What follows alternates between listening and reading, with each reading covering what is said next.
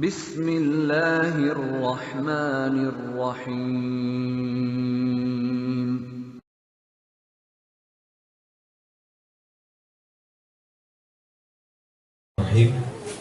Assalamualaikum warahmatullahi wabarakatuh. Innal hamdalillah nahmaduhu wa nasta'inu wa natubu ilaihi. Asyhadu an la ilaha illallah wahdahu la syarika lah wa asyhadu anna Muhammadan abduhu wa rasuluh la nabiyya ba'dah. Amma ba'du, bapak-bapak, ibu-ibu sekalian, pertama-tama saya berdoa kepada Allah Jalla Jalaluh, semoga majelis kita ini majelis yang dijanjikan keutamaan oleh Nabi Sallallahu Alaihi Wasallam, di mana kata Nabi tidaklah sebuah kaum yang duduk di salah satu majelis yatluna kitab Allah, mereka membaca kitab Allah, wa yatadarasunahu, dan mempelajarinya. Kata Nabi ada 4 ya. Illa, kata Nabi, Allah akan memberikan kepada mereka ketenangan, sakinah di dalam dada mereka. Subhanallah ya. Tenang itu mahal bu ya. Mencari orang merasa tenang hatinya itu susah bu. Orang bayar mahal kemana-mana. Ternyata kata Nabi obatnya adalah duduk di majelis ilmu. Yang kedua kata Nabi wa ghasyiyatuhumur rahmah, Allah akan menaungi mereka dengan rahmatnya Allah.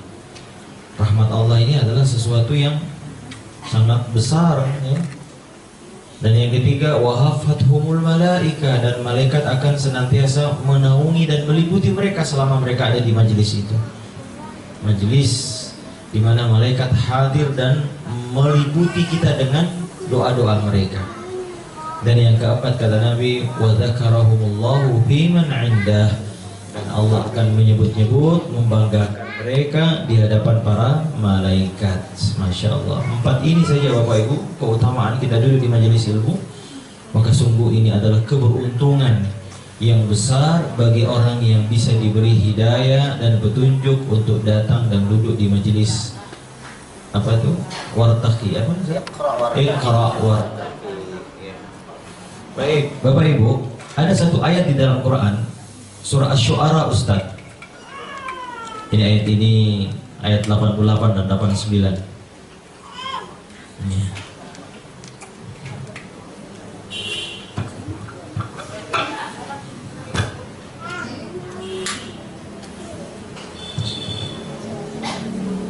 Atau 87-nya dulu boleh? Iya. Iya, baik. Masya Allah, ini ada pembesarnya Ustaz ya. Masya Allah. Ya, baik. Kita lihat Bapak Ibu, Allah Ta'ala berfirman, wala tukhzini yaumal qiyamah. Ini doanya Nabi Ibrahim Ibu. Doanya Nabi Ibrahim alaihi salatu wassalam. Coba di ayat yang paling atasnya Ustaz. Coba lihat ya, ini dia. Coba lihat Ibu, perkataan Nabi Ibrahim. Doanya Nabi Ibrahim, waj'alli lisana sidqin fil akhir. Jadikanlah aku ya Allah menjadi buah bibir orang-orang yang akan datang. Ya. Jadikanlah aku buah bibir orang-orang buah bibir yang baik Ibu. Maksudnya begini Bu, kita meninggal, orang menceritakan kita, kebaikan kita masih dikenang. Siapa yang berdoa ini Bu? Nabi Ibrahim. Sekarang masih sering disebut nggak Bu namanya Ibrahim? Kapan Bu? Iya. Allahumma sholli ala Muhammad wa ala ali Muhammad kama shallaita ala Ibrahim. Setiap tahun orang mengingat Nabi Ibrahim setiap haji. Ya. Yang melihat Ka'bah melihat Nabi Ibrahim karena dia yang membangunnya. Ada makam Ibrahim, naik Safa Marwah, ingat istrinya Nabi Ibrahim. Ya, lalu melontar jamarat, ingat istrinya Nabi Ibrahim, ingat Ibrahim. Sampai di Mina semua lihat. Ya Allah, jadikan aku buah bibir yang baik. Maka ibu, semoga kita juga menjadi, setelah kita meninggal, orang masih mengingat kita, kebaikan kita. Ibu-ibu, waktu itu siapa yang ngaji? Ustadz Nur Rahman rahimahullah, sudah meninggal ya waktu itu bukan? Itu maksudnya dulu yang akan datang ya. Jadi masih disebut-sebut namanya. Ya. Kami ini lagi Ya, kalau orang masih hidup hafizahullah ta'ala, tapi kalau sudah meninggal rahimahullah ta'ala. Makanya yang betul ibu, kalau ibu menyebut nama orang yang sudah meninggal, ada sebetulnya yang baik bukan almarhum ya, atau rahimahullah, atau ya Allah yarhamhu, Allah yarham ya. Kalau almarhum itu memastikan pasti dirahmati, oh itu tidak boleh. Hanya Allah yang memastikan sesuatu. Kita hanya doa Allahumma arhamhu, ya Allah rahmati dia. Rahimahullah, semoga Allah merahmatinya. Tapi kalau almarhum yang pasti dirahmati, oh belum tentu. Orang kafir pun telah meninggal almarhum, loh. Orang kafir almarhum. Almarhum itu yang dirahmati ya. Baik. Waj'alni min warathati jannatin na'im. Jadikan aku pewaris surga jannah an-na'im. Semoga Bapak Ibu ya. Ya. Waghfir li abi innahu kana minadh dhalin. Dan ampunilah bapak aku, sungguhnya dia termasuk orang yang sesat. Tapi kemudian ini Bapak Ibu tidak, ini hanya kekhususan Nabi Ibrahim karena nazar. Sejatinya Bapak Ibu tidak boleh mendoakan orang yang sudah jelas-jelas kafir dan meninggal, nggak boleh. Kalau masih hidup boleh. Ada orang tua kita kafir dan dia sudah meninggal, nggak boleh didoakan. Nabi mengatakan, saya minta izin kepada Allah agar bisa mendoakan ibu saya dan minta izin agar menziarahi kuburnya. Allah tidak mengizinkan untuk didoakan, tapi mengizinkan untuk menziarahi. Ya, lalu wala tukhzini yauma yub'atsun. Turun sedikit Ustaz. Nah, jangan engkau hinakan aku di hari kiamat. Maksudnya jangan masukkan ke dalam neraka, karena salah satu doanya ya Rabb innaka man tudkhilin nar faqad akhzaitah. Sesungguhnya orang yang kau masukkan ke dalam neraka, sungguh engkau hinakan dia.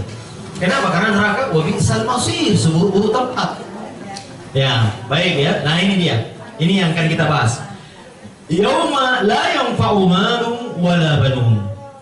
Hari kiamat adalah hari di mana tidak bermanfaat harta dan banun, anak-anak. Mengapa Bapak Ibu? Karena di hari kiamat ya semua kita ya, setiap manusia bima kasaba rahin. Setiap manusia bertanggung jawab masing-masing. Wa kulluhum atihi yaumal qiyamati farda. Setiap manusia akan datang di hari kiamat dengan sendiri-sendiri. Nah, makanya Bapak Ibu nanti lihat di hari kiamat. Sekarang di dunia Ibu, anak-anak dan harta masih ada manfaatnya. Ya, kalau kita punya harta masih bisa kita manfaatkan. Kalau ada apa-apa kita bisa minta tolong dengan harta kita. Anak-anak kita bisa tolong deh, tolong saya lagi sakit, antarin mama. Tapi di hari kiamat semua tidak bermanfaat. Tadi ayat yang dibaca juga Ustaz ya, surah Abasa kalau nggak salah ya. Yauma yafirrul mar'u. Coba 1, 2, 3. Masya Allah. Terus? Maksudnya apa Ustaz? Masya Allah. Belum bergeser ya? Apa sih istilah geser itu, maksudnya apa sih? Saya dari tadi apa geser? Istilahnya Bapak dan Ibu dengan yang Ustaz saja tahu ya? Ya, sudah geser dulu, apa geser? Kok pikir gitu? Baik, lihat hari kiamat kata Allah, yauma yafirru, orang akan berlari min akhi, dari saudaranya, dari bapaknya, dari ibunya. Ya, wa sahibatihi wa bani, dan istrinya dan anak-anaknya. Orang nggak peduli Ibu, di hari kiamat loh. Pertanggungjawaban luar biasa. Nah, makanya tidak bermanfaat. Bahkan Bu, orang yawaddul mujrimu law yaftari min adzabi yawma idzin bi bani wa sahibatihi wa akhi. Orang-orang kafir di hari kiamat berharap berharap agar anaknya, istrinya dan saudaranya ditebus dengan dia, dengan azab itu. Ya, kira-kira Ibu mohon maaf kalau ada suami ibu masuk neraka, lalu dia katakan, ya Allah tolong tebus saya gantian dengan biar istri saya masuk neraka, ibu mau? Ada. Nah di hari kiamat begitu, orang kafir berharap dia ditebus dengan anaknya, tapi lihat Allah katakan tidak berubah. Makanya ibu, beramallah di dunia selagi amal itu masih bisa. Di akhirat tidak ada lagi amal. Kita mau minta tolong sama siapa? Orang berlari semua, wa sahibati wa akhihi, semua tidak ada manfaatnya. Wa ummihi wa abi, bapak ibunya nggak ada. Kalau di dunia Pak, kita minta tolong, kita ditilang polisi, bapak kita jenderal, Pak tolong saya Pak, ini minta tolong gampang. Tapi di hari kiamat nggak ada. Nah lihat, tetapi ada pengecualiannya. Inilah yang akan kita bahas. Illa man atallaha biqalbin salim. Kecuali yang datang menghadap kepada Allah di hari kiamat membawa hati yang salim. Salim artinya apa, Bu? Hah? Salim. Ya, dari kata Islam, selamat. Assalamualaikum. Salim artinya ismul fa'il, yang memiliki sifat selamat. Hati yang selamat maksudnya apa, Ibu? Yang ingin kita bahas. Hati yang selamat dari penyakit. Makanya kita katakan assalamualaikum, kita doakan semoga keselamatan. Artinya Anda selamat dari bahaya, baik bahaya saya maupun bahaya orang lain. Makanya Bu, kalau kita memberi salam, maksudnya kita kasih keyakinan orang bahwa saya datang baik-baik loh. Assalamualaikum, keselamatan bagi kalian. Ya. Makanya Ibu, Masya Allah, lihat, selamat dari apa? Selamat dari penyakit, Ibu. Hati yang selamat di hari kiamat adalah mereka yang membawa hati tidak punya penyakit. Ya, penyakit hati maksudnya. Dan ini Bapak Ibu, makanya Ibu selalu kita katakan, Ibu, Allah Ta'ala melihat ketakwaan itu di hati. At-taqwa hahuna, kata Nabi, at-taqwa itu di sini. Wa yushiru ila sadrihi thalatha marrat. Dan dia menunjuk ke dadanya sebanyak 3 kali. Takwa itu di hati, bukan di pakaian kita, bukan di jabatan kita. Makanya Ibu berat menjadi orang takwa, karena ketakwaan itu adalah hati. Bisa jadi ada orang, lihat orang munafik ikut sholat berjamaah, tapi Allah Ta'ala masukkan ke dalam neraka karena ini. Dan saya ingatkan Ibu, saya selalu katakan Ibu, di dalam Islam yang dinilai adalah hati. Makanya ada orang sholat Ibu di saf yang sama, imamnya sama, dia di saf yang sama. Tetapi kata Allah, kata Nabi, bisa jadi perbedaan pahalanya di sisi Allah antara langit dan bumi. Bainas samai was sumur. Ya, sumur dan langit ya.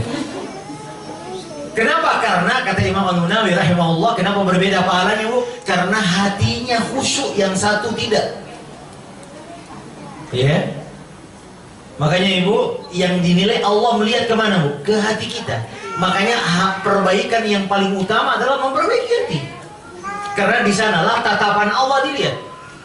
Ibu, kita di sini pahalanya sama atau tidak? Tergantung niat yang ada di hati kita. Ada yang ikhlas datang, ada yang sekedar menunggu temannya, ada yang mungkin sekedar apa ya, daripada nggak ada yang lain mending duduk-duduk aja. Tapi Ibu tetap dapat pahala semua. Karena Nabi mengatakan, Bu, seorang yang datang menuju sini dapat keberkahan. Kata sahabat, ya Rasul, ada yang datang bukan karena ingin mencari ilmu, cuma duduk. Kata Nabi, karena dia ada di situ, maka Allah juga berkahi dia. Ya, seperti anjingnya penghuni gua Ashabul Kahfi ya. Allah sebut-sebut 4 kali anjing ini. Anjing disebut-sebut Allah. Ya, wa kalbuhum basitun dhira'ihi bil wasit. 7 pemuda yang soleh meninggalkan kesyirikan kampung negerinya, lalu masuk dalam gua, ya, tidur 309 tahun. Ternyata ada anjing yang ikut. Anjingnya seekor anjing, tapi disebut Allah 4 kali dalam Quran, dalam surah Kahfi. Tuan-tuan perhatikan. Apa itu satu? Wa yaquluna salasatun rabi'uhum kalbuhum wa yaqulu khamsatun sadisuhum kalbuhum. Rajman bil ghaib wa yaquluna sab'atun wa sadisuhum kalbuhum. Ini 4 kali Allah menyebut, padahal cuma anjing. Kata para ulama, kenapa Allah menyebutnya? Karena dia ada di kelompok orang soleh. Ya. Makanya Bu, sering-sering datang di majelisnya orang soleh. Walaupun mungkin kita sekedar nunggu konsumsi doang, tapi kita masuk. Apa-apa, mungkin jadi tukang parkir, apa yang penting. Iya, Masya Allah dapat berkahnya Ibu. Dapat berkahnya. Makanya Nabi mengatakan dia termasuk dapat berkah karena dia ada di majelis itu. Anjing saja pun dapat berkahnya karena dia menemani orang yang soleh. Iya, ya makanya ibu, masya Allah ya. Lihat, kita kembali ke tadi ya. Makanya perbaikan hati harus dibersihkan sampai datang di hari kiamat. Maka Nabi juga mengatakan, la yadkhul jannah man kana fi qalbi mithqala dzarratin min kibar. Tidak akan masuk surga orang yang di dalam hatinya ada penyakit kesombongan walaupun sebesar biji zarah. Biji zarah tahu nggak biji zarah, Bu? Biji zarah itu ada yang mengatakan anak semut. Pernah lihat semut, Bu? Anaknya semut kira-kira kalau jalan di sini kan nggak kedengeran. Ada yang mengatakan ini, Bu, kalau ibu buka jendela di siang hari lalu kemudian ada yang melayang-layang kena matahari itu, nah itulah zarah. Nah ibu, kesombongan, penyakit hati kan sombong, Bu ya. Allah katakan, Nabi katakan tidak akan masuk surga orang yang di hatinya ada penyakit kesombongan. Nah oleh karenanya ibu, apa penyakit hati penting ini agar kita selamat dari ini? Ya, penyakit hati inilah yang kalau bin Salim ya, adalah penyakit yang kita namakan dengan 2 garis besar, yaitu syubhat dengan syahwat. Inilah 2 garis besarnya, nanti turunannya banyak. Maka yang dimaksud qalbun salim ibu adalah hati yang selamat dari penyakit syubhat dan syahwat. Inilah 2 fitnah, arus utamanya 2 fitnah ini. Mungkin turunannya ada, modelnya apa? Ini nama penyakit, tapi di bawahnya masih banyak jenis-jenis penyakitnya. Ya, makanya yang penting ibu kita mengenal penyakit ini ibu. Ya, karena penyakit ini samar ibu ya, dan ini senjata ampuhnya syaitan. Ya, senjata ampuhnya syaitan untuk menggelincirkan manusia dengan 2 penyakit ini. Ya, ada orang yang kena syahwat, ya, dan syaitan paling tahu mana orang yang cocok dikasih syahwat dan mana yang cocok dikasih syubhat. Tergantung model orangnya, ya. Ya. Apa itu syubhat dan syahwat? Ibu mau tahu? Mau tahu, Bu? Mau tahu aja atau mau tahu banget? Mau tahu banget, ya. Baik, Ibu. Di dalam Al-Quran, Ustaz, kita lihat kedua fitnah ini dikumpulkan Allah dalam sebuah ayat, ya. Dalam surah At-Taubah ayat 69, Ustaz. Afwan. Ya. Surah At-Taubah, Masya Allah canggih sekali ini ya. Ayat 69. Ini dia. Oke. Baik, sekarang pengertiannya dulu, Bu ya. Apa itu syubhat? Pernah dengar kata syubhat? Oh, ini syubhat loh. Hah? Ada yang tahu, Bu, syubhat? Syubhat itu secara bahasa artinya samar. Tidak jelas ini apa ya, ini barang ini apa ya? Ya. Kalau dalam agama ini halal atau haram nggak ya? Ya, ini baik atau buruk nggak ya? Kita bingung, sama. Penyakit ini senang banget setan memasukkan dalam kita. Penyakit dosa dibikin seolah-olah baik. Fauzayyinanna lahum, kata iblis ketika dia bersumpah di hadapan Allah, aku akan hiasi perbuatan dosa sehingga anak cucu Adam akan menganggapnya baik. Nah itu namanya syubhat. Dan ini model ini yang paling berat, Bu, penyakit yang paling berat ini. Karena bisa jadi ada orang yang mengaku dirinya berbuat baik padahal sebetulnya buruk. Alladzina qul hal nunabbiukum bil akhsarina a'mala alladzina dhalla sa'yuhum fil hayatid dunya wa hum yahsabuna annahum yuhsinuna sun'a. Kata Allah, apakah mau aku beritahu kalian orang yang paling merugi? Siapa orang yang menganggap dirinya berbuat baik padahal tidak? Karena syaitan berhasil mengelabuinya. Ya, racun tapi dikemas seperti madu. Ya, sudah jelas-jelas dukun, menggandakan uang, syirik, tapi masih dibela-bela. Oh enggak, ini katanya aset bangsa. Ini kan luar biasa ya, ibu nggak, oh ini nggak update beritanya ya? Ya, kok nggak kepo ibu ini ya? Ibu lagi heboh sekarang, Bu ya? Ya, Bu ya. Coba lihat, Bu, makanya Bu, ini baru Dimas Kanjeng loh. Bagaimana Dajjal, Bu? Coba lihat, ini kita baru manusia kecil begini, baru ditipu kita begitu. Bagaimana Dajjal bisa menghidupkan orang mati? Makanya saya ingatkan Ibu ya, Saya ingatkan ibu, pengikut Dajjal, kata Nabi, yang banyak mengikuti Dajjal itu wanita. Karena wanita banyak sering terpesona ya, mudah takjub. Nah, makanya harus banyak-banyak ilmu ini ibu-ibu. Yang lihat tadi ini dimaskannya, banyak ibu-ibu kan yang membelanya kan. Dokter lagi lulusan, makanya ibu baru dimaskannya hanya orang sudah bingung. Padahal nggak bisa, ini syubhat. Ini dukun atau ustaz? Jelas-jelas dukun. Bagaimana kalau Dajjal datang? Bu, Dajjal itu diberi keistimewaan oleh Allah untuk jadi ujian bagi kita. Dia bisa menghidupkan orang mati. Bukan lagi menggandakan orang yang sudah jelas mati, Bu. Dari rumah sakit sudah mati, datang sini. Langsung dibangunkan oleh Dajjal hidup. Wah, apa nggak seperti Tuhan ini? Disembah Dajjal nanti. Ini baru dimaskannya udah heboh, pengikutnya banyak. Ya makanya kita selalu minta tolong kan, sebelum salam, Allahumma inni a'udzubika min adzabi jahannam wa min adzabil qabr wa min fitnatil masiihid dajjal. Masya Allah. Setiap kita salat kita minta perlindungan Dajjal ini. Ini syubhat ibu, nggak bisa ngebedain mana ustaz, mana dukun. Ya, makanya supaya jangan dukun dikasih orang pintar. Ini syubhat ibu. Wah ini waliullah. Nah ini syubhat. Ya, dia beribadah padahal sesungguhnya itu bukan ibadah. Dan ini luar biasa, ibu, banyak menimpa kita syubhat, samar ya. Ya, samar, kabur, tidak jelas. Ya. Baik, kalau syahwat artinya kecenderungan, keinginan.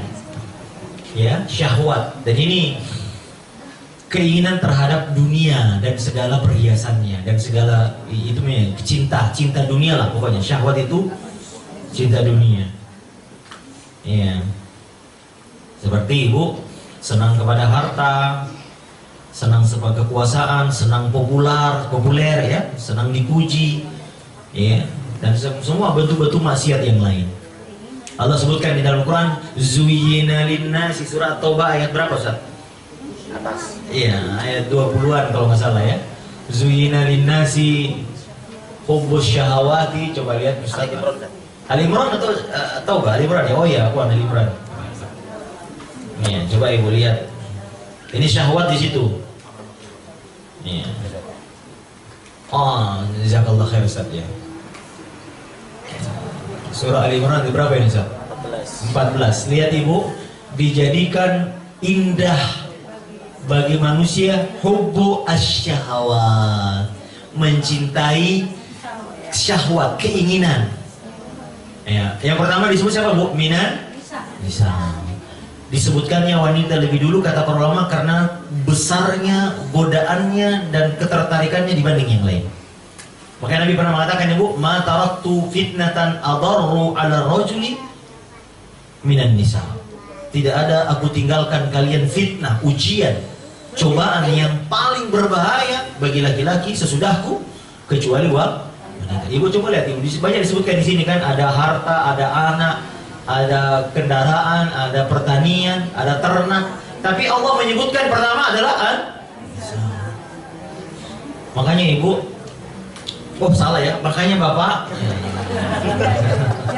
salah ya, makanya bapak hanya orang yang diberi rahmat Allah yang bisa selamat dari fitnah wanita. Baik ustadz, pejabat, semua bisa kena. Benar gak bu? Benar. Iya. Makanya Masya Allah lihat, Allah Ta'ala menyebutkan wanita dulu karena ibu ini fitnah, apalagi di zaman sekarang Bapak ya. Kita sekarang Masya Allah ya, fitnah aurat di mana-mana, berlesat-lesat melihat wanita, luar biasa. Pergaulan bebas di mana-mana, orang selingkuh di mana-mana. Nah hanya Allah yang beri rahmat yang bisa seperti ini. Nah, ini fitnah syahwat. Maka ibu juga, ya tadi bapak-bapak sudah ya, supaya adil kan. Ibu-ibu jangan mau dijadikan umpan oleh setan untuk menggoda laki-laki. Jadi dua-duanya lah, laki-laki jangan mau tergoda, kalau bukan istrinya jangan mau Pak.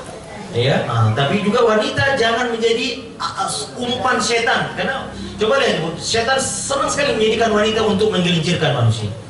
Sekarang bu, iklan-iklan siapa ya? Laki-laki atau perempuan? Nggak ada iklan laki-laki. Rokok iklannya, mobil iklannya, karena memang daya tariknya luar biasa itu. Kata Nabi, ya apa? Mamin imra'atin, tidaklah wanita yang keluar dari rumahnya kecuali syaitan akan menghiasinya. Ya makanya ibu nggak usah pakai lipstick, nggak usah pakai bedak, sudah kelihatan cantik pasti sama laki-laki. Kenapa? Setan yang menghiasi. Apalagi kalau sudah pakai luar biasa ya. Makanya ibu ya lihatnya. Baik. Dua penyakit ini ibu Allah kumpulkan. Ustaz, aku tadi kembali ke surah mana tadi yang At-Taubah ya. Ya. Dua penyakit ini dikumpulkan di dua surah, di satu surah. Ya. At-Taubah ayat 69. Baik, kita lihat. Ya. Baik, ini dia.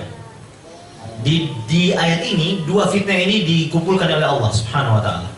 Kalladzina min qablikum, keadaan kamu wahai orang-orang munafik dan musyrikin, ya ini wahai orang-orang kafir ya, waktu itu Allah berbicara kepada mereka.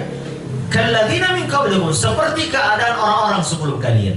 Kanu asyadda minkum quwwah. Ya, mereka lebih kuat daripada kamu dari sisi fisik.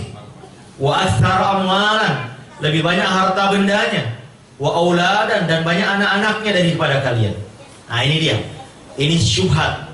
Ini syahwat dulu. Fastamta'u bi khalaqihim fastamta'tum bi khalaqikum kama istamta'al ladzina min qablikum bi khalaqihim. Ini yang pertama, ini penyakit syahwat ya. Mereka dibinasakan Allah. Kenapa? Karena mereka menikmati syahwat mereka. Ya. Sebagaimana orang-orang sebelum kalian menikmati syahwat mereka. Jadi penyebabnya yang pertama adalah kebinasaan orang-orang sebelum kita adalah karena mereka berlebih-lebihan dalam menikmati syahwatnya. Ya. Nah, yang kedua, wa khuttum kalladzi khadu, dan mereka mempercakapkan perkara yang batil sebagaimana mereka mempercakapkannya. Kalian mempercakapkan yang batil sebagaimana mereka mempercakapkannya. Ya. Ulaika habitat a'maluhum fid dunya wal akhirah, mereka itulah yang amalannya sia-sia di dunia dan di akhirat. Wa ulaika humul khasirun. Coba lihat Bu, apa arti mempercakapkan yang batil? Karena Ibu, syubhat itu adalah sumbernya dari memahami sesuatu, pemahaman. Jadi saya ingatkan ya, syubhat itu menimpa pemahaman terhadap agama. Paham Ibu ya? Syubhat itu muncul dari apa Bu? Sering diskusi agama yang aneh-aneh, mendengarkan percakapan terutama di media sosial Bu. Saya ingatkan Ibu, jangan suka nyari ilmu di media sosial. Di media sosial orang tiba-tiba jadi ustadz semua, nggak jelas gimana ini. Nah, ini kadang-kadang ini kena syubhat kita. Ya, sering mempercakapkan sesuatu yang kita tidak ada ilmunya. Sesama orang awam diskusi, saling ngontot, muncul syubhat. Nah, makanya Ibu, hati-hati gimana kita mengambil ilmu.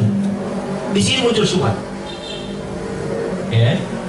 Siapa yang membunuh Ali bin Abi Thalib radhiyallahu taala anhu Ibu? Penghafal Quran yang kena syubhat agamanya. Dia menganggap Ali kafir. Dia memahami ayat sehingga dia memahami salah sehingga semua orang dia kafirkan. Termasuk Ali bin Abi Thalib radhiyallahu taala. Maka karena Ali kafir makanya dia membunuhnya. Makanya Ibu, ini hati-hati, ada aliran syubhat sekarang yang suka kopar kafir. Ya, biasanya mereka suka mengkafirkan pemerintah. Indonesia ini pemerintahnya kafir katanya. Makanya boleh dibom, boleh dibunuh, aparatnya semua boleh dibunuh. Ini hati-hati, sudah banyak Ibu. Ibu pernah dengar kan ada yang mereka membom polisi, mereka membom masjid, bahkan Masjidil Haram dan Masjid Nabawi kemarin dibom kan. Saya umroh Ramadan kemarin, lagi dibom di sana. Para orang Islam. Kenapa? Karena kena syubhat agamanya. Dia menganggap pengurus masjid, semua orang pemerintah Saudi kafir, maka berhak dibunuh. Bu, kalau pemerintah Saudi kafir, apalagi pemerintah Indonesia. Ya. Di Saudi Ibu tidak ada dukun. Di Saudi Ibu, kalau azan berkumandang, toko semua tutup, semua orang ke masjid. Di Saudi Ibu, sejak TK sampai mahasiswa tidak pernah ada ibu melihat sekolah bercampur baur laki-laki dan perempuan. Di Saudi Ibu, kita lagi makan, tiba-tiba azan disuruh keluar sama huruf, sholat. Di Saudi Ibu, kesyirikan itu dosa paling besar. Orang kalau bawa jimat bisa ditangkap, bisa dipotong lehernya. Kalau jimat, di sana luar biasa. Tidak ada kuburan yang disembah-sembah di Saudi. Tapi oleh mereka yang takfir kena syubhat ini, dianggap pemerintah Saudi kafir katanya. Apalagi Indonesia. Di sana hukum Islam, pezina dirajam, pencuri dipotong tangannya, pembunuh dikisas. Tapi mereka mengatakan ini luar biasa kena syubhatnya Pak. Coba lihat. Nah, makanya ibu hati-hati, penyakit syubhat lebih besar, besar parahnya daripada penyakit syahwat. Kalau kenapa ibu? Kenapa bisa begitu? Ya, karena kalau syahwat orang masih sangat sadar bahwa ini salah. Orang mencuri, berzina, minum khamar, merokok. Tanya perokok, pasti mereka mengatakan tidak baik ini, jangan ikuti. Kalau ada anaknya mengatakan, ayah boleh nggak saya merokok? Apa ada yang mengatakan, ayah bagus nak merokok kamu? Nggak ada kan? Karena dia sadar ini rokok salah. Coba anda tanya para perokok, nggak ada yang mengatakan ini baik, ya kan? Maka diharapkan mereka masih bisa taubat kan? Tapi kalau syubhat, enggak Ustaz, ini benar. Makanya Sufyan Ats-Tsauri rahimahullah ta'ala, seorang tabi'in, mengatakan syaitan lebih senang memberi penyakit syubhat daripada syahwat. Karena syahwat masih bisa diyutab, masih bisa taubat. Tapi kalau syubhat, ibu, karena dia punya ayat, ibu, dia punya guru, ibu, dan ibadahnya luar biasa. Tapi itulah tadi, ya. Nah, makanya ibu, kita hati-hati dengan dua penyakit ini, dan Allah kumpulkan tadi di dua di ayat ini. Ya, baik ibu, mari kita lihat satu persatu ya, fitnah ini dan contoh-contohnya di dalam oke, dulu ya. Oleh karenanya ibu, Allah menggabungkan dua sisi manusia ini, orang yang terkena syubhat dengan kena syahwat, di dalam surah Al-Fatihah yang selalu kita baca. Ya, di mana dua golongan kan di ujung ayat Al-Fatihah. Kita berlindung kepada Allah, kita minta petunjuk yang lurus, petunjuknya orang-orang yang Engkau beri nikmat ya Allah, bukan petunjuknya dua kelompok manusia. Kelompok manusia itu adalah orang yang kena syubhat dan kena syahwat. Baik, siapa mereka? Siapa mereka? Ghairil maghdubi alaihim, bukan jalannya orang yang Engkau murkai. Ini penyakit syubhat atau syahwat ini. Wala dolin, dan bukan jalannya orang yang sesat. Oke, saya ingin tes sekarang. Tadi kan sudah kenal kan syubhat dan syahwat, ya.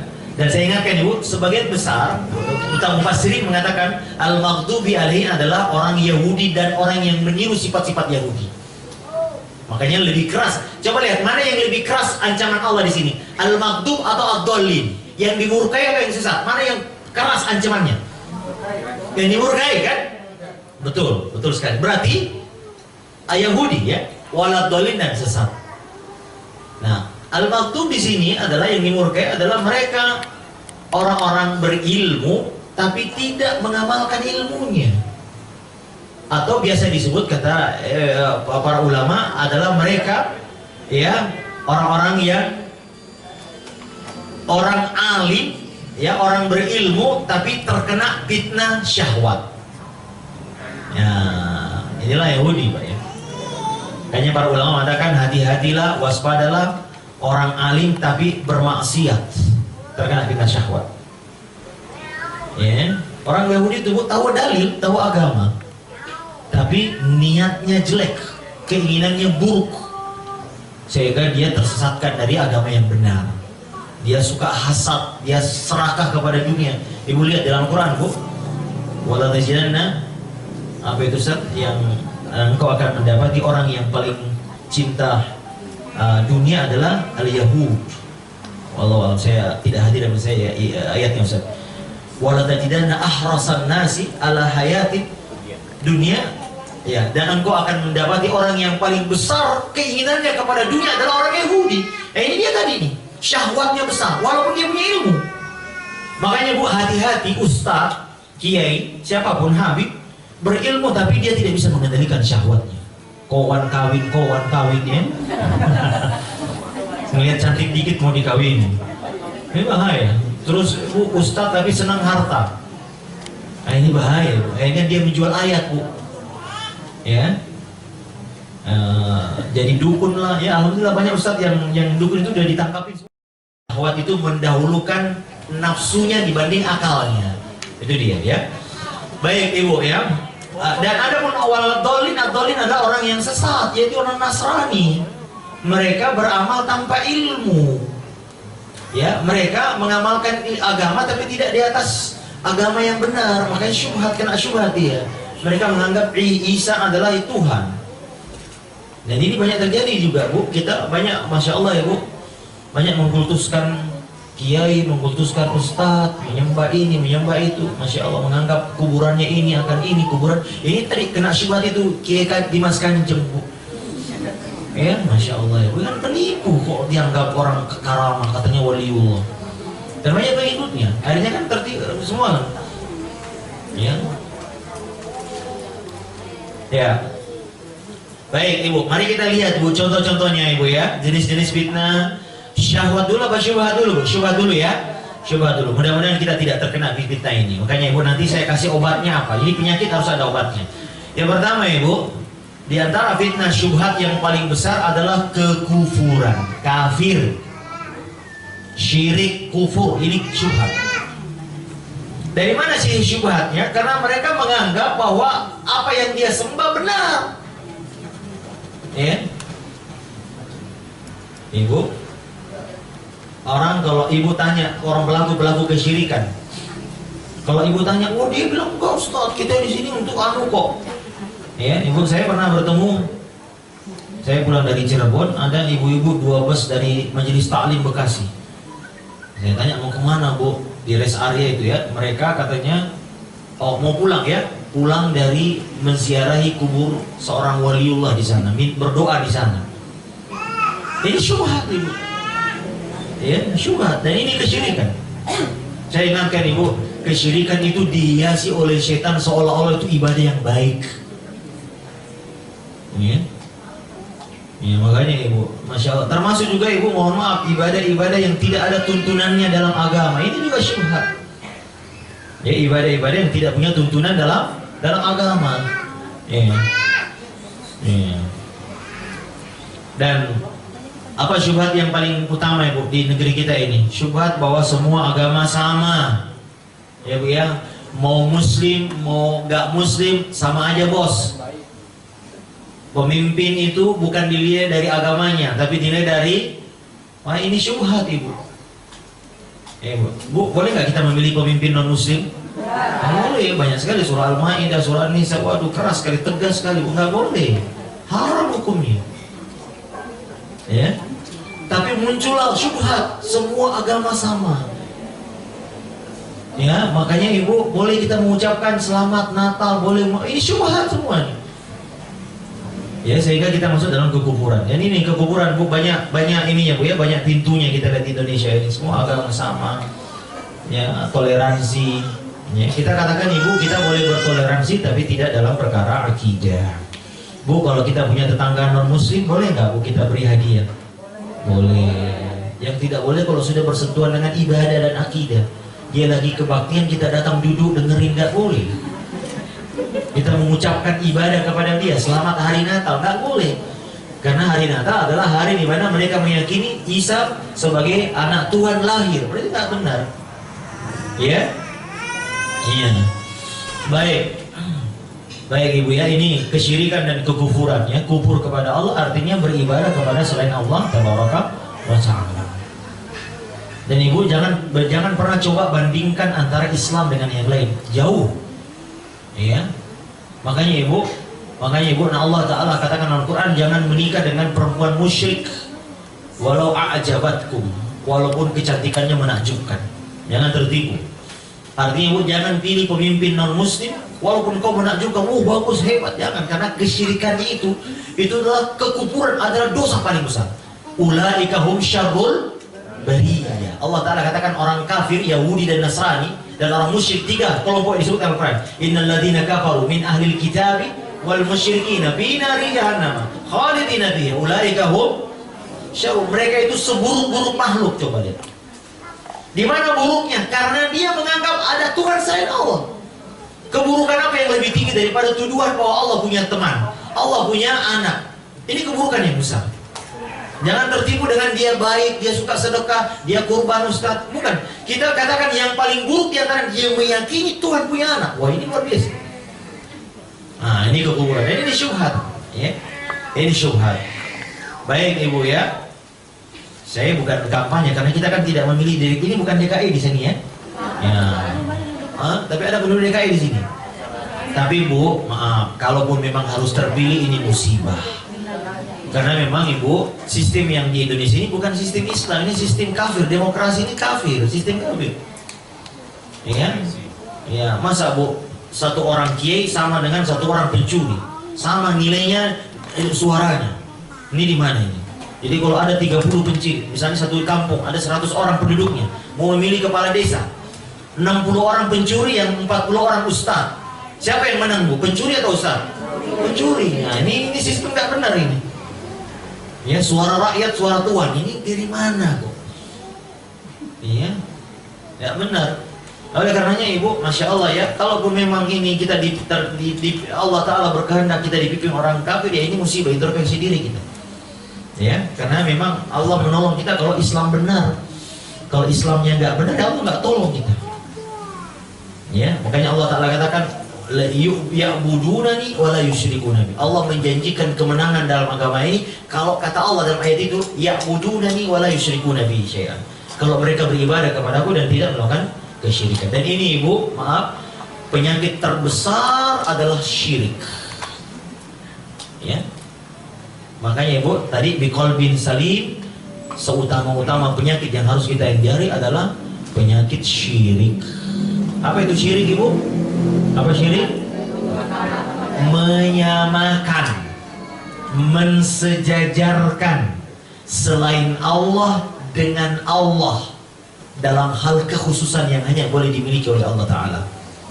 Itu dia Ibu syirik ya. Jadi kalau ada orang yang mengatakan ada selain Allah yang bisa menggandakan, mencari rezeki, ya, mengatur rezeki kita, berarti syirik. Ada selain Allah yang bisa beri bahaya, menolak manfaat, maka itu syirik. Ya, makanya di Indonesia ini kan ada keramat ini, tempat keramat ini, kamu kesana biar kamu ini, biar kamu tak benar.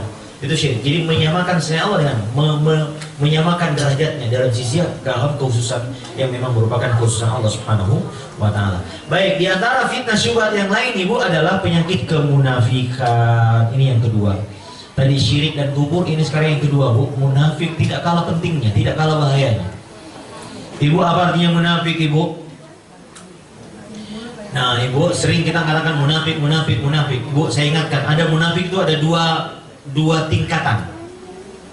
Ya, ada nifak i'tiqadi. Nifak itu artinya Bu, ada lubang yang tempat yang memiliki dua lubang. Ibu pernah lihat terowongan? Makanya dalam bahasa Arab terowongan itu artinya nafak. Ibu kalau ke Mekah, kalau ada terowongan gunung itu namanya nafak. Nafak itu dari bawah sesuatu yang memiliki dua lubang. Artinya orang munafik itu memiliki dua wajah. Ya, paham maksudnya? Nah, makanya Ibu, ada dua macam kategori kemunafikan. Yaitu pertama nifak besar, yaitu nifak i'tiqadi. Itu orang yang Islamnya, luarnya, badannya Islam, tapi hatinya kufur. Dia Islam, tapi pura-pura masuk Islam, tapi hatinya tidak beriman kepada Allah, tidak beriman kepada Muhammad. Ini nifak besar. Seperti kemunafikannya Abdullah bin Ubay bin Salul di kota Madinah waktu itu. Dia pura-pura masuk Islam, tapi sebetulnya hatinya mengingkari Islam. Dia benci dengan Islam. Dia tak percaya dengan agamanya Muhammad. Nah ini nifak besar namanya ya. Adakah di Indonesia begini? Wallahu a'lam. Nah, yang banyak kita adalah nifak kecil. Nah, kalau nifak besar ini masuk neraka. Kalau nifak kecil tidak sampai keluar dari Islam. Tapi kalau nifak kecil, nifak amali namanya.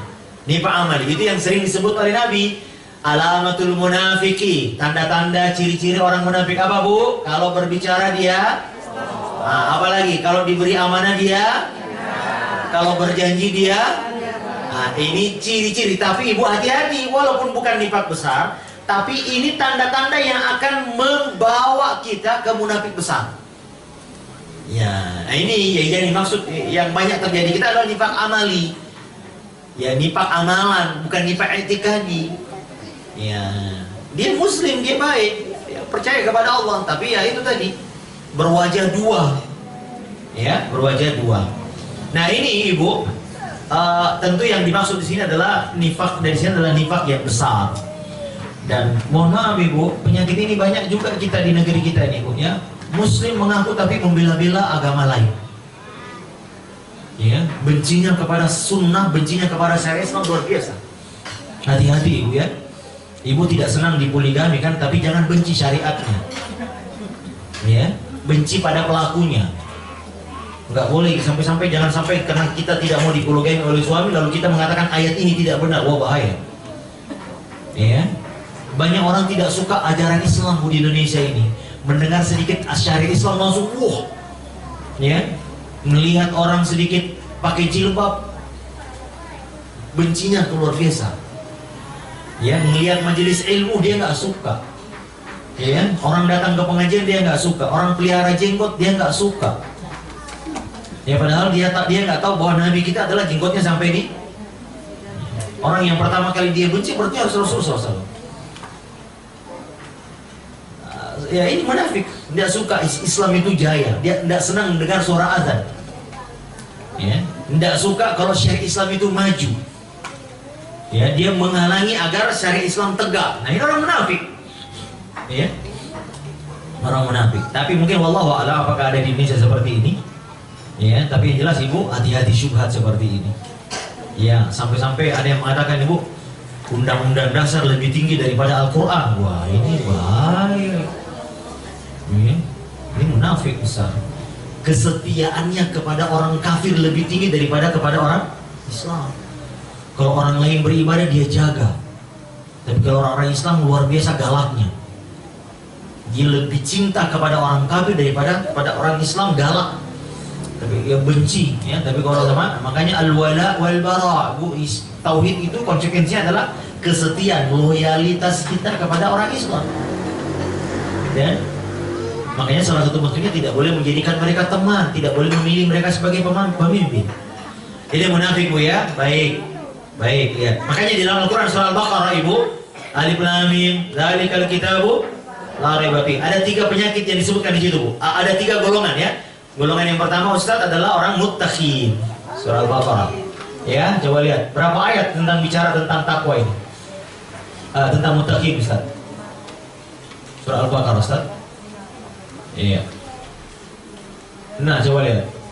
Alif Lam Mim, alladzina, coba lihat. Apa ini? Hudan lil muttaqin. Alladzina yu'minuna bil ghaib 1 ayat. Walladzina yu'minuna bima unzila ilaik 2 ayat. Ulaika, lanjut Ustaz di bawah. Ulaika ala hudan rabbin, ya 3 ayat. Terus ayat selanjutnya Ustaz. Ketika berbicara tentang orang kafir, coba lihat. Innal ladzina kafaru 1, khatamallahu ala qulubihim 2. Wa minan nas, berarti 2 ayat saja, Bu ya. Berbicara tentang kafir 2 ayat. Orang muttaqin 3 ayat. Sekarang ayat selanjutnya. Wa minan nasi wa yaqulu amanna. Ini orang munafik. Di antara manusia ada yang mengatakan saya beriman kepada Allah, tapi sesungguhnya dia tidak beriman. Orang munafik. 1 ayat. Yukhadi'una Allah 2 ayat. Fi qulubihim maradun 3 ayat. Idza qila lahum la tufsidu 4 ayat. Ala innahu 5 ayat. Wa idza qila lahum aminu 6 ayat. Wa idza laqul ladzina amanu 7 ayat. Allahu yastahzi'u bihim 8 ayat. Ulaika alladzina istarau 9 ayat. Lanjut Ustaz. Mazaluhum 10 ayat. Banyak sekali. Orang munafik lebih berbahaya daripada orang kafir. Kalau orang kafir jelas kekafirannya Bu ya. Kalau orang munafik Bu, musuh dalam selimut. Domba berbulu, serigala berbulu domba. Ya. Dia datang sholat sama kita, tapi hatinya benci luar biasa. Baik, ini syubhat juga. Ibu, di antara syubhat yang lain Ibu adalah fitnah ya, mengikuti hawa nafsu dalam beragama. Ya, mengikuti hawa nafsu dalam beragama. Maksudnya apa ya? Ustaz, kok bingung saya? Maksudnya begini Bu, agama ini datangnya dari siapa Bu? Allah. Lalu dalam beragama kita mencontoh siapa Ibu? Rasul. Bukan mengikuti hawa nafsu kita. Menurut saya ini aja loh Ustaz, baik kok ini. Sebab dalam agama kita, apa yang menurut Allah baik itu yang baik. Kebaikan itu adalah kebaikan sama dengan apa yang dianggap Allah dan Rasulnya baik, titik gitu ya. Bukan menurut masyarakat kita, bukan menurut RT ini, bukan menurut organisasi ini, bukan menurut partai ini, bukan. Yang dianggap baik adalah apa yang Allah anggap baik dan Rasulnya. Berarti kalau beragama tidak dengan petunjuk Allah dan Rasulnya, berarti mengikuti hawa.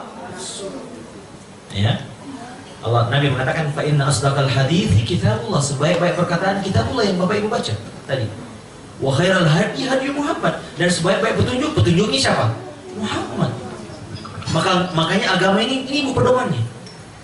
Nah, makanya ibu kita katakan sering kita lihat orang Indonesia beragama mengikuti selera dia. Makanya ibu mohon maaf, orang yang serius beragama biasanya kalau sudah mulai serius benar-benar mau beragama dengan benar, dia selalu bertanya, Ustaz mana dalilnya? Ada nggak dalam Al-Quran Ustaz? Tanya, Ustaz, saya tadi pagi ditanya, Ustaz ada doa akhir tahun dan doa awal tahun Hijriah. Saya ditanya, apakah ada Ustaz? Saya bilang saya pakai logika dulu deh sebelum saya pakai dalil. Itu penanggalan tahun baru Hijriah dimulai di zaman Khalifah siapa Bu? Umar Ibnul Khattab. Berarti ketika Nabi wafat belum ada itu tahun baru Hijriah. Maka kalau ada yang mengatakan Nabi mengajarkan doa awal tahun dan doa akhir tahun, berarti itu bohong. Karena Nabi tidak pernah menemukan awal tahun dan tahun. Karena sesudah Nabi meninggal baru Umar. Jadi kenapa Umar memulai tahun baru? Jadi sebetulnya Muharram sama sudah ada sebelumnya. Cuman mereka nggak tahu dari mana memulai tahun pertama ini. Nah, maka Umar memulai tahun pertama dari hijrahnya Nabi. Dalam rangka apa Umar ini awalnya Bu? Karena Nabi Umar kalau ngirim surat ke gubernurnya nggak ada suratnya, bingung gubernurnya kapan dikirim nih? Nggak seperti sekarang pakai SMS sampai hari ini. Kalau dikirim Bu jalan kaki mungkin 2 bulan, mungkin 1 bulan sampai. Maka gubernur kapan ini dikirim? Maka mereka mengatakan, ya Umar, alangkah baiknya kalau engkau menentukan tanggal tahun. Oh kalau begitu ya. Makanya Bu, penanggalan Islam tahun baru Hijriah itu adalah murni ijtihadnya Umar, lalu dalam rangka administrasi saja. Nah, makanya kalau ada yang mengatakan ada doa awal tahun, ada doa akhir tahun, kita katakan dari mana ini? Karena Nabi tidak pernah menemukan. Paham Ibu? Makanya ini katakan enggak Ustaz baik kok. Berarti Anda mengatakan Nabi tidak baik. Karena Nabi tidak mencontohkannya. Nah ini fitnah yang paling banyak juga Bu. Ini namanya fitnah mengikuti hawa nafsu dalam beragama. Maka Ibu lihat Ibu, niat baik tidak cukup. Karena Nabi pernah datang ke rumah Nabi ada 3 orang. Laki-laki anak muda. Ja'a thalathatu rahtin ila zaujin Nabi. Mereka bertanya, wahai istri Nabi, ceritakan kepada kami, bagaimana ibadahnya Nabi kalau di rumah. Diceritakan ibadahnya Nabi, kalau malam dia berdoa, berzikir sampai bengkak kakinya. Terus sudah diceritakan, mereka mengatakan, alangkah sedikitnya ibadahnya Nabi dibanding dengan kita yang belum tentu masuk surga. Nabi sudah dijamin masuk surga, wajar dia beribadah seperti itu. Kita harus lebih baik dari Nabi. Maka yang satu mengatakan, amma ana fa'usalliyal laylah abadan. Adapun saya mau sholat malam sepanjang malam, tidak mau tidur. Yang satu lagi mengatakan amma ana ya wa asumud dahr, saya akan puasa terus menerus, tidak akan berbuka. Maksudnya setiap hari puasa. Ya nggak ada bukanya. Setiap hari puasa, hari ini puasa lagi pun, mau lebaran kayak puasa terus. Yang satu mengatakan amma ana fa'tazilun nisa. Adapun saya mulai dari sekarang saya nggak mau kawin-kawin. Iya kan? Kenapa? Niatnya baik atau tidak 3 orang laki-laki ini Bu? Niatnya baik atau tidak Bu? Maka Nabi pun datang masuk ke dalam rumah. Nabi langsung mengatakan, antumul ladzina qultum kadza wa kadza. Kalian kata dia yang mengucapkan kalimat ini. Ada yang mau ini, ada yang mau ini. Kamu benar ya, bala ya Rasul. Apa kata Nabi? Lihat, Nabi tegur orang ini.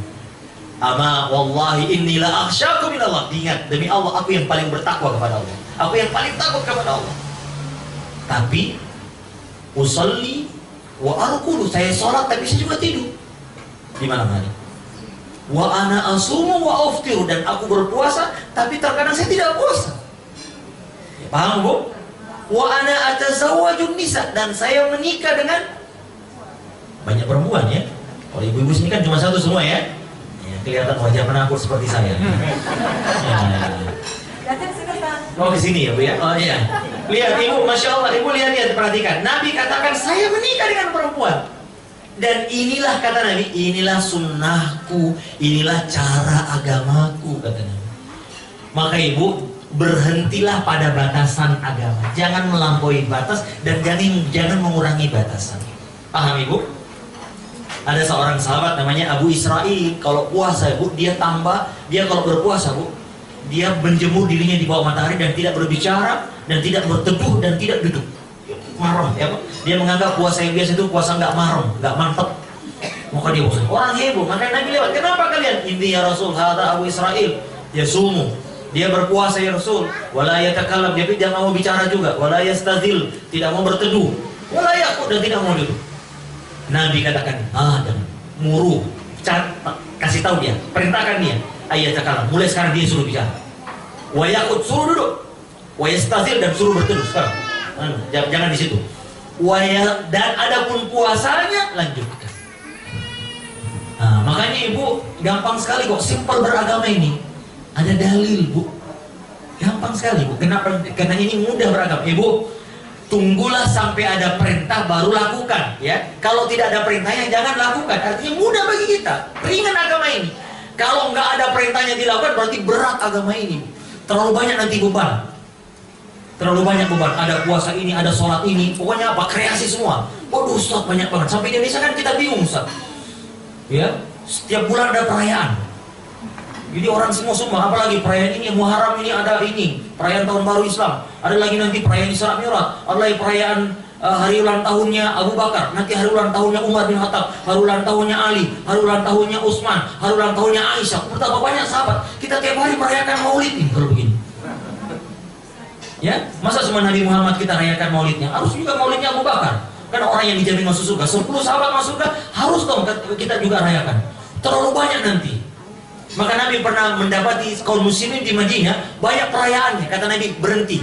Silakan semua perayaan-perayaan itu. Cukuplah kalian dengan 2 hari raya dari Allah, yaitu Idul Adha dan Idul Fitri, selesai. Nanti terlalu banyak hari raya, bingung kita. Dikit-dikit minta sumbangan ini pengurus masjid.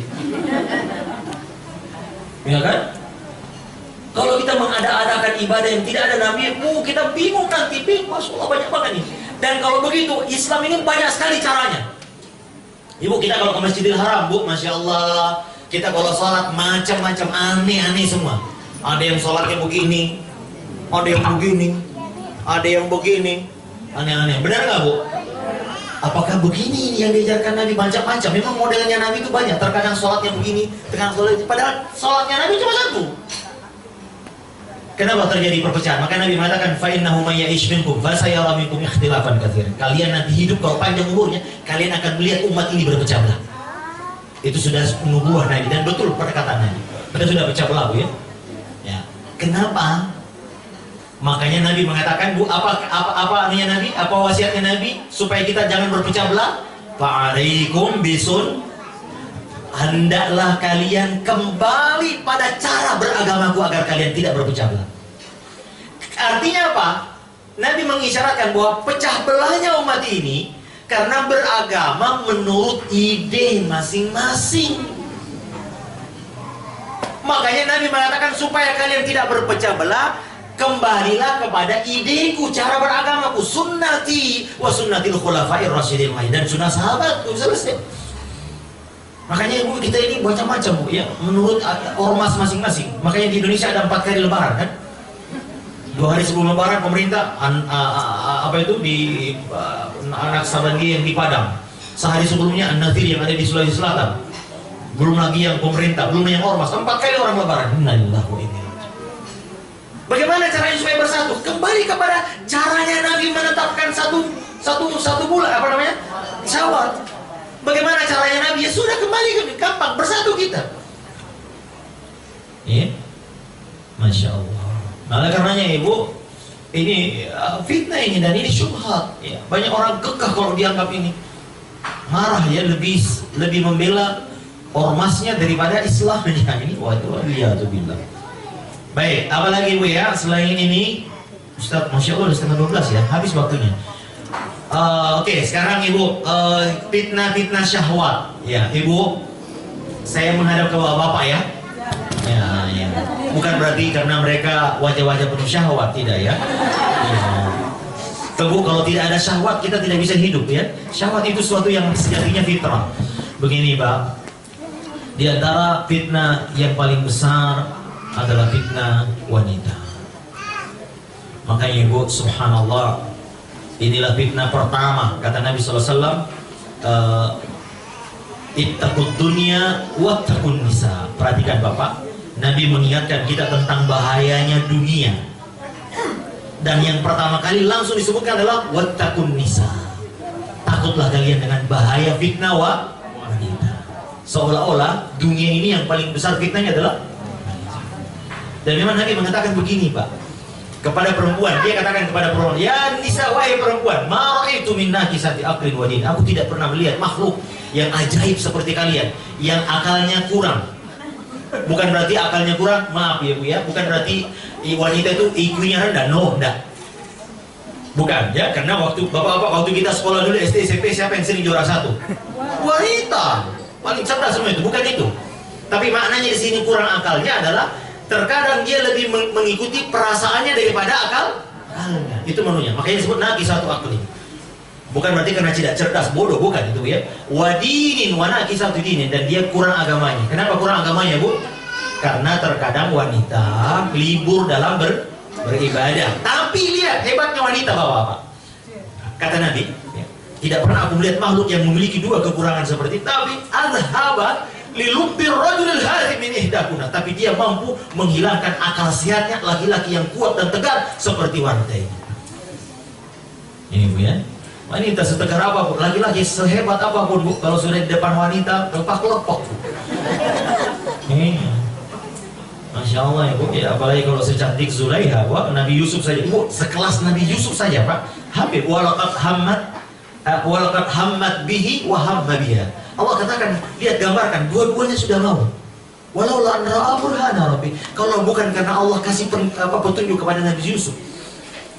Ibu, Masya Allah Bu, kalau kita berada di posisi Nabi Yusuf, mungkin kita sudah berlari ya, berlari mendekat maksudnya ya. Kalau Nabi Yusuf kan berlari menjauh ya. Masya Allah Bu, ya, Nabi Yusuf ganteng ya Bu, dan Ibu, siapa sih yang tidak bisa melihat Bu? Lihat, kata Nabi SAW ketika di langit ketiga di Isra Mi'raj, aku bertemu saudaraku Yusuf, kata Nabi kita. Dan Nabi yang mengatakan, oh dia syatral jamal. Nabi Yusuf diberi setengah kegantengan laki-laki ada pada Nabi Yusuf, setengah yang lain tidak bawa di bagian lain. Satu orang ada setengahnya. Itu Masya Allah Bu Nabi Yusuf. Makanya ketika perempuan itu datang Bu ya, dikasih pisau oleh Zulaiha, lalu kemudian Yusuf disuruh keluar, kamu keluar, lewat dia. Lewat saya sebentar. Apa yang dia? Apa itu satu yang waqatta'na aydiyahum, mereka memotong-motong tangannya. Ibu kira-kira Ibu pernah nggak melihat laki-laki ganteng sampai Ibu kemudian kukunya sampai ini? Ada nggak kira-kira? Nggak segitunya kali Ibu. Tapi kalau Nabi Yusuf luar biasa. Ya, bagaimana Sulaim? Makanya Nabi mengatakan, "Dzalika alladzi lumtunani bi." Itulah yang kau celah-celah saya. Kau baru lihat sebegini, kau sudah kelopak-kelopak. Bagaimana saya sudah bertahun-tahun serumah dengan dia? Setiap hari saya melihat kegiatan dia. Maka bagaimana saya tidak tergoda? Kau baru sekali melihat kalian sudah potong-potong tanganmu kan? Saya tiap hari bersama pembantuku, tiap hari ketemu. Bagaimana saya tidak tergoda? Itu Zulaiha. Dia ingin buktikan bagaimana kau ceritakan saya. Sesungguhnya istrinya gubernur tergoda oleh budaknya. Lah ini perempuan murahan. Kau sekarang kau lihat kan? Kau baru lihat sebentar sudah begitu. Bagaimana kalau tiap hari kau lihat? Kau bisa pingsan kan tiap hari? Nah lihat, makanya Ibu, Masya Allah ini fitnah wanita. Lihat Nabi Yusuf hampir laqad hamma biha, hampir saja. Kalau bukan karena Tuhan. Makanya Ibu, Masya Allah ini fitnah wanita, hati-hati Bapak, Masya Allah Pak. Kita ini, makanya Pak, dari mana kata Nabi, setiap manusia kata Nabi memiliki bagian dari perzinahan. Yang pertama berzina adalah mata. Makanya Ibu, lihat, perhatikan Bapak-bapak, Ibu-ibu ya.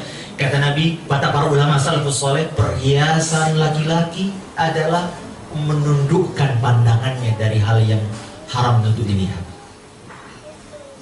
Apa ya? Maka sebagian ulama mengatakan, Nabi mengatakan barang siapa yang menahan pandangannya dari maksiat, dari yang haram, maka Allah berikan kelezatan hati dalam beribadah. Ya, bagaimana kita mau lezat beribadah, Ibu? Masya Allah. Ada teman saya Ustaz, ya, lulusan Mesir, hafal, dia menguasai beberapa qiraat. Yang Mesir itu Masya Allah ya. Katanya di Mesir memang banyak ahli qiraat Ustaz ya. Dia kalau ceramah Ibu, minta dijemput oleh panitia. Loh kenapa antum mau dijemput? Kan Ustaz, saya ini penghafal Quran. Saya kalau naik angkot, naik busway, sampai di tempat acara bisa 1 juz hilang. Paham maksudnya Ibu ya? Ini bagaimana di Indonesia Ibu? Ya kemarin saya dapat cerita di Madinah ya, ada ustadz kita di Madinah, dia cerita ada seorang anak muda syekh di Madinah, soleh sekali. Dia mau jalan-jalan ke Jakarta, kata orang teman kita ini jangan ke Jakarta nanti hilang hafalan. Kalau di Indonesia paha yang melihat kamu, kau bukan yang melihat paha. Ini luar biasa bu, waduh, makanya bu, hanya laki-laki yang diberi Allah rahmat yang bisa selamat dari fitnah ini. Belum lagi bu, coba lihat suami ibu maksudnya bu ya, kerjanya bercampur baur dengan laki-laki dan perempuan di kantornya.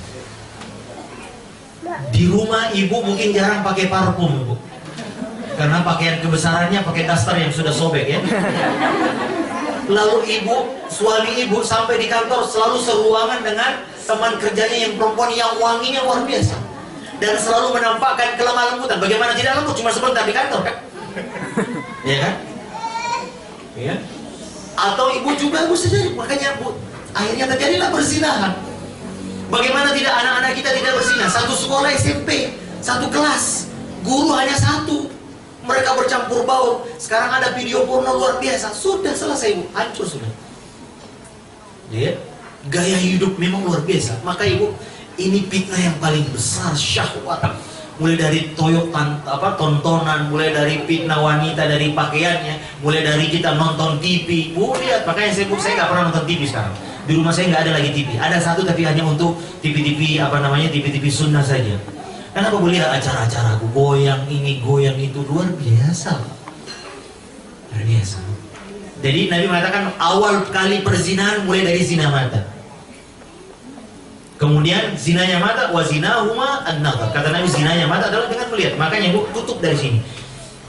Ya, makanya Allah Ta'ala katakan kullil mu'minina yaghuddu min absarihim, katakan kepada mukmin laki-laki untuk menahan sebagian ya, karena ada pandangan yang dibolehkan seperti pandangan guru melihat ibu-ibu boleh. Ya, tapi kalau sebagian pandangan itu maksudnya pandangan yang apabila diteruskan ya, maka Nabi mengatakan la tutbi'un nazaratan inna lakal ula wa alaikas tsani. Kata Nabi jangan ikuti pandangan pertama dengan pandangan selanjutnya. Karena pandangan pertama bagimu tidak apa-apa, tapi pandanganku adalah dosa bagimu. Tapi jangan dibalik Pak ya. Giliran pandangan pertama terus aja dipandangin begini. Nah, kenapa? Biar pandangan pertama terus Ustaz. Nah, itu modus Bu ya.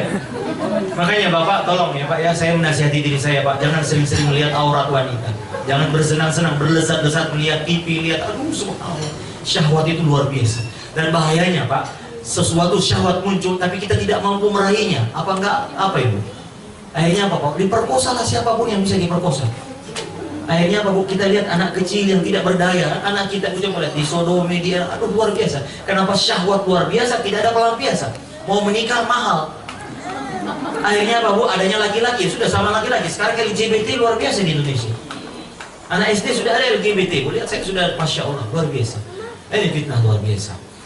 Baik Bapak Ibu, ini baru satu fitnah, belum yang lain Bu. Fitnah harta nanti kita bahas di waktu yang lain Bu ya, karena azan itu kalau nggak salah 11.45 sudah azan Ustaz ya.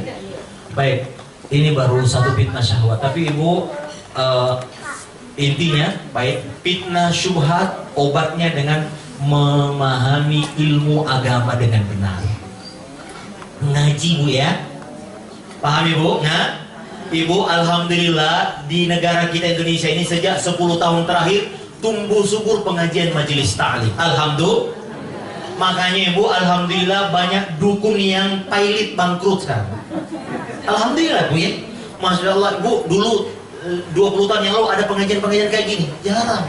Masjid ditutup Bu. Dulu di kantor-kantor nggak ada pengajian Allah. Sekarang apa? Orang sudah mengenal tauhid sekarang, alhamdulillah. Sekarang kuburan-kuburan itu jarang lagi penggemar. Tapi saya katakan masih banyak ya. Tapi alhamdulillah sudah mulai. Dulu Bu jarang kita lihat orang pakai jilbab kan Bu. Tahun 80-an mana orang pakai jilbab? Ada dulu ibu saya Aisyah Tule. Itu Aisyah Bu, dulu yang paling Islami. Tapi kalau jilbab saya lihat, ibu saya masih ingat. Ibu jilbab yang kerudung aja masih kelihatan rambutnya. Itu padahal Aisyah adalah ormas yang paling masya Allah dulu. Tapi sekarang jilbab yang begitu sudah nggak model. Dulu yang jilbab gaul, sekarang masya Allah ibu sudah jilbab besar semua. Ini yang syar'i. Karena ilmu lawan syubhat dengan ilmu. Orang sekarang Bu, dulu kita lihat orang terpengaruh dengan orang-orang yang suka jihad Islam, bom sana bom sini. Sekarang orang udah tahu mana yang ini Khawari, ini ISIS. Nggak ada, orang sudah tahu mana Islam yang benar. Dulu orang dia tahu Bu, Mana amalan-amalan yang ada sunnah sekarang orang sudah mulai kenal puasa putih, puasa Yaumul Bid. Ya 13, 14, dia orang nggak tahu dulu. Ada zikir pagi dan petang, orang sudah tahu kenal sunnahnya sekarang zikir pagi dan petang. Membaca Al-Quran dengan tajwid yang benar sudah boleh. Kenapa nggak? Makanya berilmu ya. Yang kedua ibu, syahwat dilawan dengan obatnya adalah dengan bersabar. Dalam surah Al-Luqman, dalam surah As-Sajdah Allah Ta'ala menggabungkan dua perkara ini. Wa ja'alna minhum a'immatan yahduna bi amrina lamma sabaru wa kanu bi ayatina yuqinun. Sabar ya. Baik, ini yang dapat saya sampaikan Bu. Mudah-mudahan kita bisa terhindar dari penyakit syubhat dan syahwat ini, dan Allah Ta'ala memberikan kita keberuntungan bisa menghadap dan bertemu Allah dalam keadaan hati yang bersih dan selamat dari penyakit syubhat dan syahwat. Saya kira cukup. Sallallahu ala nabiyyina wa ala alihi wa sahbihi wasallam wa akhiru da'wana alhamdulillahi rabbil alamin. Saya kembalikan kepada Al-Ustaz Al-Fadil Ustaz Rahman Hafizahullah Ta'ala.